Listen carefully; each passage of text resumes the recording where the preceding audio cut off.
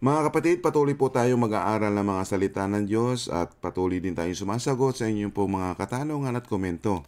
Ito pong tanong na ito ay galing po kay Judita Munel. Basahin natin. Ang kaluluwa at espiritu po ba ay iisa? Ito'y masasagot po natin at babasahin natin sa banal na kasulatan sapagkat ang Diyos ang magpapaliwanag sa atin na isinulat ng mga lingkod ng Diyos para mabasa natin at maintindihan natin yung mga bagay na tanong sa ating mga kaisipan. Ngayon, sagutin na po natin ang katanungang ito. Ang kaluluwa at espiritu po ba ay iisa?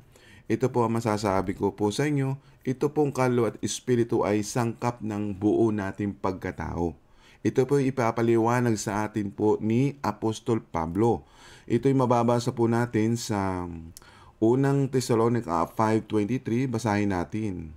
At pagkabanaling kayong lubos ng Diyos din ng kapayapaan at ang inyong espiritu at kaluluwa at katawan ay ingatang buo na walang kapintasan sa pagparito ng ating Panginoong Hesukristo. Alam niyo po, ito ang sinabi ko kanina, ito po yung ating sangkap ng ating buong pagkatao. Meron kang espiritu, meron kang kaluluwa, at meron kang katawan. Ano po? At ngayon, balikan ko ang tanong mo para maging malinaw, no? Ang sinabi mo, kaluluwa at espiritu po ba ay iisa? Yan po'y may kanya-kanyang function.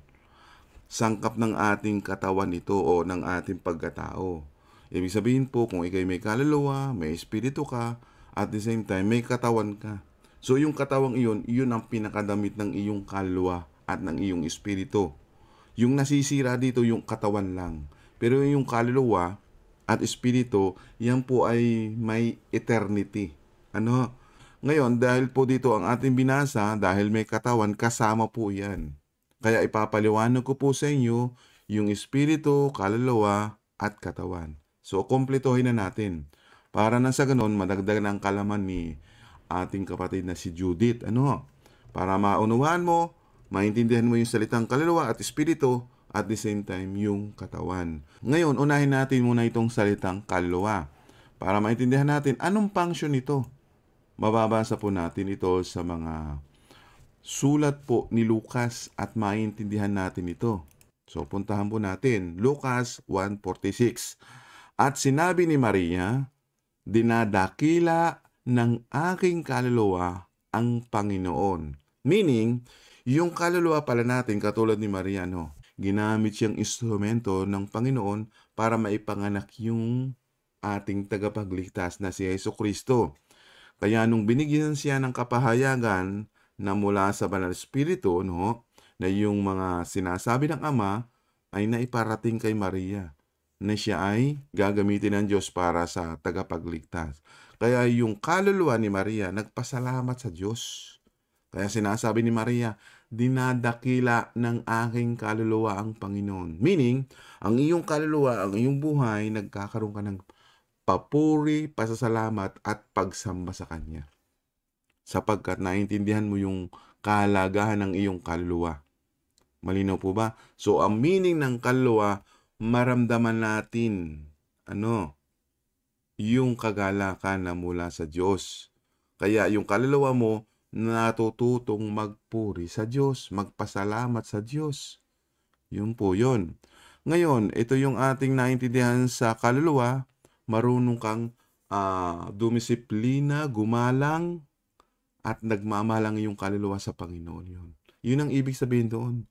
Meron ka ng paggalang sa Panginoon, meron ka ng pagrespeto sa Panginoon, marunong kang umibig at magmahal sa Panginoon dahil kilala mo siya. Malinaw po ba? Ngayon, dito pa sa tanong mo, ano ba yung espiritu?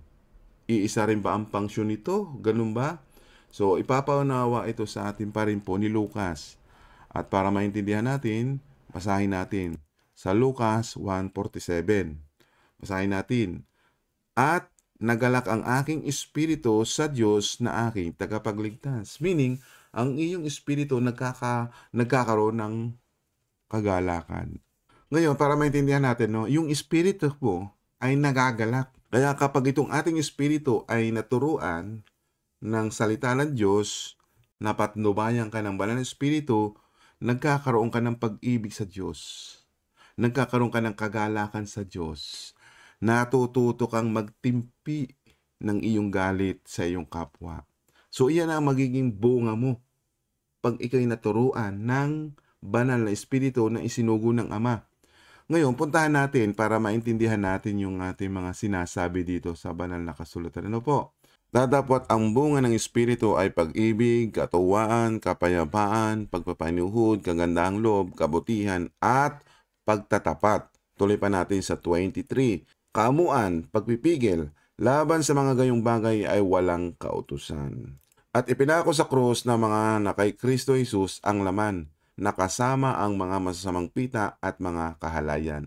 So, ididiretso na po natin sa ating katawan. Yung ating katawan may laman po. Kasi minsan po itong ating laman ay nagkakaroon ng desire at minsan po lumalabag sa mga pamaraan ng Diyos ang nasusunod yung sariling katawan.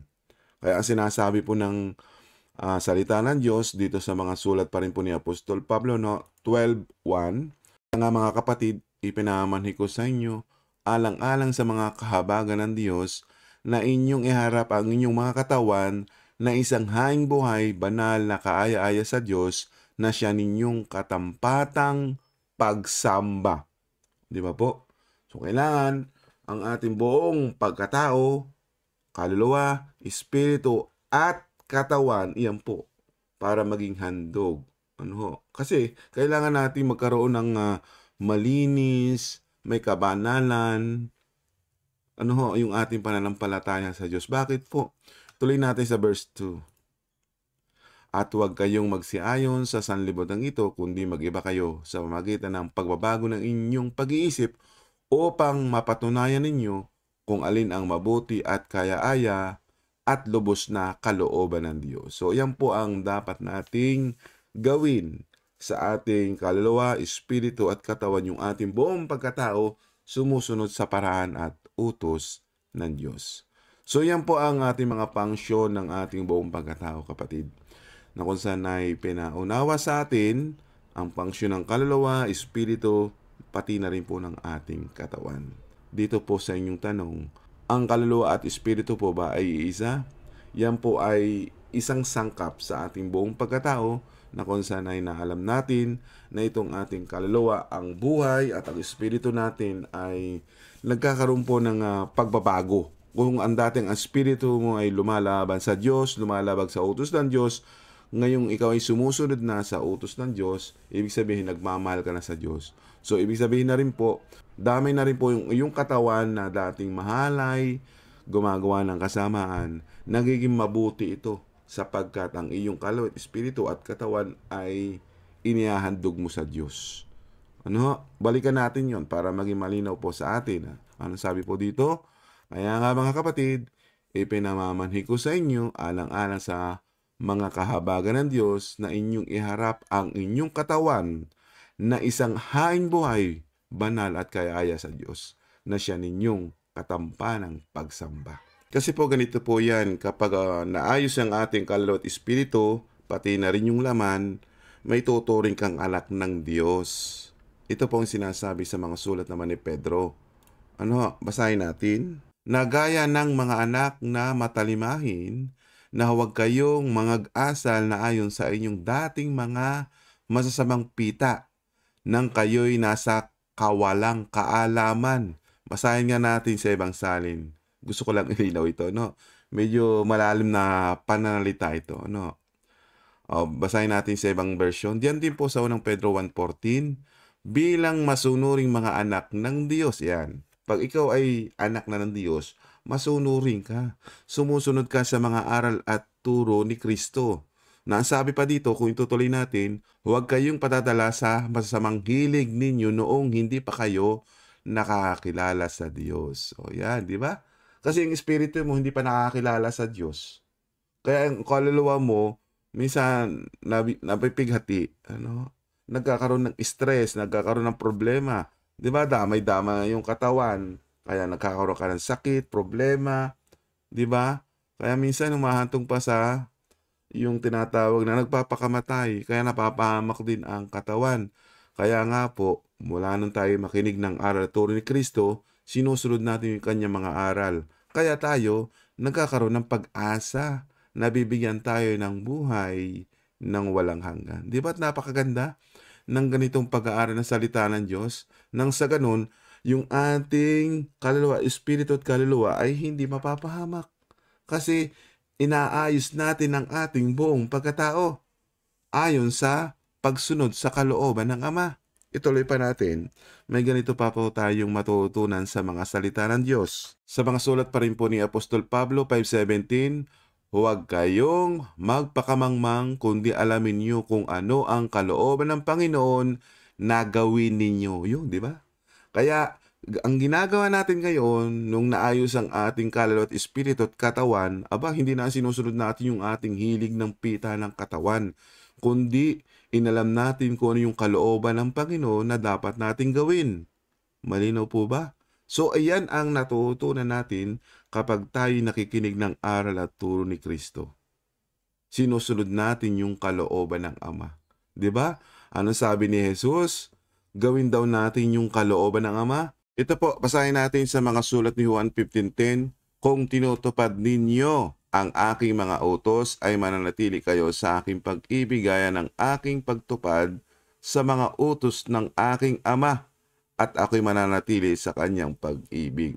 So, kailangan natin tinutupad yung utos ng Ama, kung paano si Kristo'y sumusunod sa utos ng Ama. Yan po ang malinaw. Ano ho? Basahin po natin dito sa mga sulat ni Apostol Pablo o ng Thessalonica 5:18. Sa lahat ng bagay ay magpasalamat kayo, sapagkat ito ang kalooban ng Diyos Ama, kay Kristo Jesus para sa inyo. Yan. Dapat inyong malaman yung ating pagsunod sa kalooban ng Ama. Kaya tayo nagpapasalamat. Bakit po? Basahin natin ito. Sapagkat ito ang kalooban ng Diyos Ama, ang inyong pagpapakabanal na kayo'y umiwas sa pakikiapid. Yan. Na ang bawat isa sa inyo'y matutong maging mapagpigil sa kanyang sariling katawan sa pagpapakabanal at karangalan. Hindi sa pita ng kahalayan na gaya ng mga hintil na hindi nakakilala sa Diyos. Yan po ang ibig sabihin po diyan. Kapag sinabing hintil, wala yung pagkakilala sa Diyos. Katulad natin, tinatawag din tayong hindi Hudyo. Hintil po tayo. Kaya hindi na po tayo magiging hintil. Magiging anak na tayo ng Diyos. Magiging bayan na tayo ng Diyos sapagkat tayo ay sumusunod sa kalooban ng Ama. So yan po ang ating natutunan po na kung saan napakaganda po na ang inyong kaluluwa ay nagkaroon po ng destination na hindi sa kaparusahan, ang inyong espiritu ay hindi rin mapaparusahan, ang inyong katawan ay hindi magkakaroon ng ng batik ng kasalanan sa kahalayan. Kaya nga kung babalikan po natin yung unang Thessalonica 5:23, ano sinasabi po dito? At pakabanalin kayong lubos ng Diyos din ng kapayapaan, at ang inyong espiritu at kaluluwa at katawan ay ingatang buo na walang kapintasan sa pagparito ng ating Panginoong Jesucristo. Kaya ginagawa po natin ito para wala tayong kapintasan, hindi naging mahal ang ating katawan, yung ating kaluluwa at espiritu ay hindi sumamba sa mga Diyos-Diyusan. Yan po ibig sabihin, nagbigay lugod na tayo sa Panginoon para sa pagbabalik ni Jesucristo, tayo ay tanggapin niya at dalhin sa Ama. Kaya nga sabi ni Jesus, ako ang daan at katotohanan at ang buhay. Walang makakapunta sa Ama kundi sa pamamagitan ko. Sa Juan 14:6, basahin natin ito para maintindihan natin. Muli kong babasahin, sinabi sa kanya ni Jesus, ako ang daan at katotohanan at ang buhay, sino man ay hindi makakaparoon sa Ama kundi sa pamamagitan ko. Kaya sa pagbabalik ni Kristo, kukunin kanya kung ikaw ay naging tapat sa pagbabasa ng kasulatan, doon mo kasi maintindihan. Para sa pagbabalik ni Kristo, walang kapintasan ang buo nating pagkatao, ang ating kaluluwa, ang ating espiritu at katawan. Iyan, ihaharap ka sa Ama para makapasok ka sa kanyang kaharian at bibigyan ka ng buhay na walang hanggan. So salamat kapatid, naintindihan mo sana itong ating naging topic ngayon. Napakahalaga na maging maayos ang ating kaluluwa at espiritu, maging yung ating katawan. So salamat po muli sa inyong panahon at pakikinig. At tinapos niyo yung video ito, Salamat dahil kayo ay nabigyan ng karunungan, kaalaman at pangunawa sa kanyang mga salita. Hindi ka namin maililigaw. Panghawakan mo yung mga aral at turo ni Kristo na iyong napakinggan dito sa ating channel. Hanggang sa muli po ng ating pag-aaral, sa Diyos po ang papuri, pasalamat at pagsamba.